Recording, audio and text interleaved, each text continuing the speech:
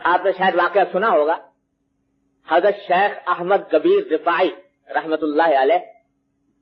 بڑے درجے کے اولیاء اللہ میں سے ہیں، بزرگان دین میں سے، بہت مدت تک مدینہ طیبہ جانے کی خواہش تھی، آرزو تھی، ہر مسلمان کو ہوتی ہے، وہ تو اللہ والے بزرگ تھے، ان کو تو کتنی ہوگی، لیکن سالہ سال کی خواہش کے بعد موقع ملا ایک دن حاضری کا نبی کریم صلی اللہ علیہ وسلم کے روضہ اقدس کے سامنے، تو وہاں بے ساختہ جا کر 2 شعر پڑھے۔ شعر کا مطلب یہ تھا کہ یا رسول اللہ، میں دور سے، جب میں آپ سے دور تھا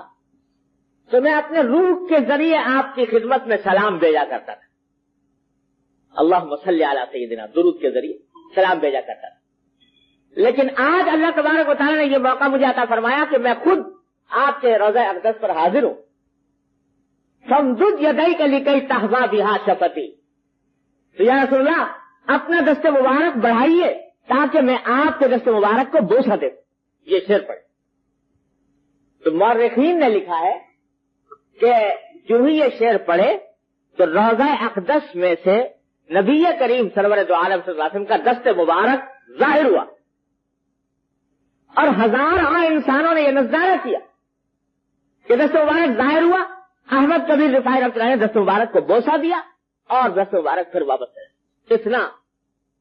عظیم الشان واقعہ ان کے ساتھ پیش آیا، اور یہ مورخین نے متعدد تاریخوں میں لکھا ہے، اور لکھا ہے کہ ہزارہ افراد کی موجودگی میں یہ واقعہ پیش آیا۔